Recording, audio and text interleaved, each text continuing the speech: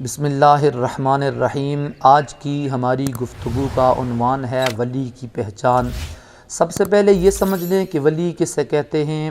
ولی کا مطلب ہوتا ہے دوست، یعنی ولی جو اپنی تمام مصروفیات کو ترک کر کے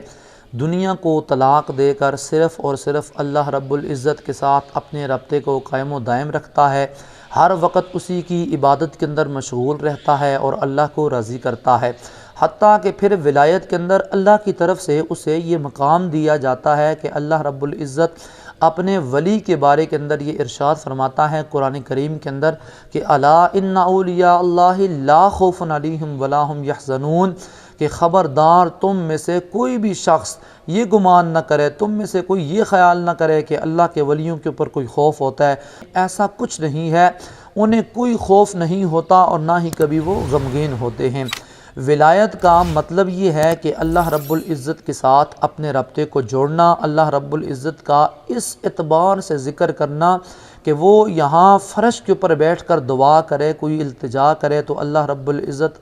عرش سے اسے اپنی بارگاہ کے اندر قبول فرما لے۔ دور حاضر کے مطابق اب دیکھ لیجئے کہ بڑے بڑے بال رکھ لینا،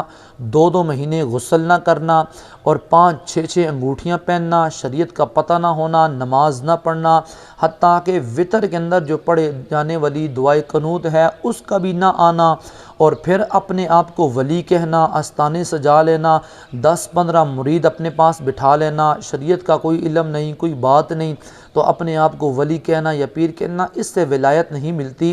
ایسا کرنے سے ولایت نہیں ملتی۔ ولایت کے اندر جو ولیوں کے سردار ہیں حضرت شیخ عبد القادر جیلانی رحمۃ اللہ تعالی علیہ،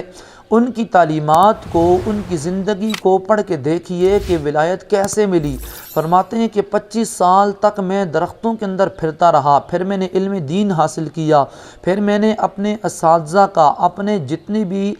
رہنما اور پیشوا تھے سب کا میں احترام کرتا رہا، خدمت کرتا رہا۔ فرماتے ہیں پھر جا کے اللہ رب العزت نے مجھے ولایت سے نوازا۔ صرف 4 نمازیں پڑھنے سے بندہ ولی نہیں بنتا، صرف 4 لوگوں کو اپنے پیچھے لگا لینا، ان سے اپنے جوتے اٹھوانا، ان سے اپنے کام اور انتظام کرانا، اس سے ولایت نہیں ملتی۔ بلکہ حقیقت کے اندر ولی وہ ہوتا ہے کہ جس کا دنیا کے ساتھ کوئی تعلق ہی نہیں ہوتا، جو صرف اور صرف اللہ اور اس کی رسول کی رضا کے لیے رہتا ہے، اللہ اور اس کے رسول کی یاد کے اندر رہتا ہے۔ تو اب حضرات محترم جو اہم بات ہے اس پیغام سے وہ یہ ہے کہ آج کل دنیا تحقیق نہیں کرتی، دنیا سوچتی نہیں، دنیا سمجھتی نہیں،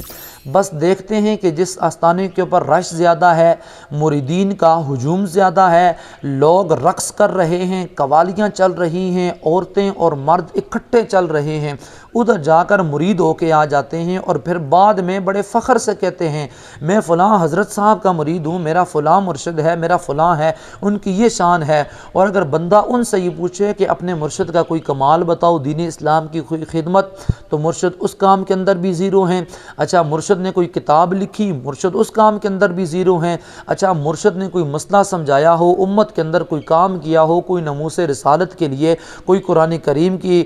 تحفظ کے لیے، کوئی جناب والا امت کی رہبری اور بہتری کے لیے کوئی کچھ بھی نہیں۔ کیا ہے کہ پیر صاحب کے پاس 10 گھوڑے ہیں، پیر صاحب کے پاس کتے رکھے ہوئے ہیں، پیر صاحب کے پاس 10 قسم کے ملنگ، 10 قسم کے چرسی بیٹھے ہیں، اور پیر صاحب ان کی معیت کے اندر نہ کوئی اذان ہو رہی ہے آستانے کے اوپر، نہ کوئی نماز پڑھی جا رہی ہے، پیر صاحب اپنی واہ ویلا کے اندر مصروف ہیں۔ اور جب بڑے جو ان کے بزرگ تھے، صوفیاء تھے، جنہوں نے خدمت کی، وقت نکالا، ایک دنیا کے اندر نام کمایا، جب ان کا یوم آتا ہے عرس کے نام سے، تو پھر پیر صاحب پگڑی وغیرہ پہن کے غسل وغیرہ کر کے بیٹھ جاتے ہیں نذرانے لینے کے لیے۔ حقیقت کے اندر ولی کے دل سے جو سب سے پہلے چیز دور ہوتی ہے وہ ہوتی ہے دولت کا پیار، دولت کا تعلق، دولت کا تعین، دولت کا عشق، یہ سب کچھ فنا ہو جاتا ہے، مر مٹ جاتا ہے، دولت کی کوئی فکر نہیں رہتی۔ بلکہ ولایت تو وہ ہوتی ہے کہ جن کے آستانوں کے اوپر آ کر لوگ بھیک لیتے ہیں، لوگ مانگتے ہیں، پیر انہیں عطا کرتے ہیں،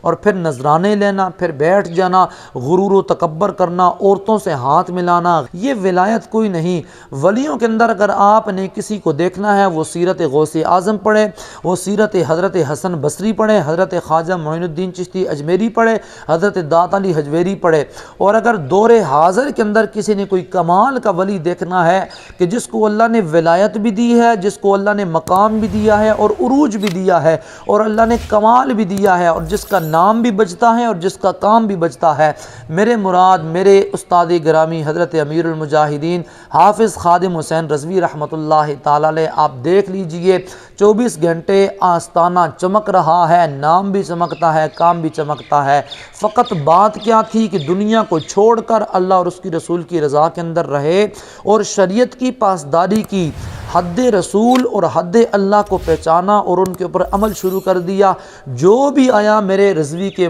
در کے اوپر تو آپ نے نہ اسے قوالیوں کے اندر لگایا، نہ رقص و سرور کی محفلیں سجانے کے اوپر لگایا، بلکہ ساری امت کو یہی پیغام دیا کہ جب تک جینا ہے تو رسول اللہ کے لیے جینا ہے اور جب تک مرنا ہے تو رسول اللہ کے لیے مرنا ہے۔ اس لیے ایک خوبصورت شعر فرمایا، انہیں جانا انہیں مانا، نہ رکھا غیر سکام، للہ الحمد کہ میں دنیا سے مسلمان گیا۔ اور آخر کے اندر ایک بات لازمی سمجھوں گا کہ وقت کے اندر ایک شیخ اٹھا اللہ کا ولی بن کر، تو اس نے ایک نگاہ پھیری، امت کو دین اسلام کا صحیح سبق سکھا دیا، ایک نگاہ پھیری، لوگوں کے دلوں کو عشق رسول سے معطر اور مزین کر کے رکھ دیا۔ تو پھر مجھے وہ شعر یاد آیا کہ نگاہ ولی میں وہ تاثیر دیکھی، بدلتی ہزاروں کی تقدیر دیکھی۔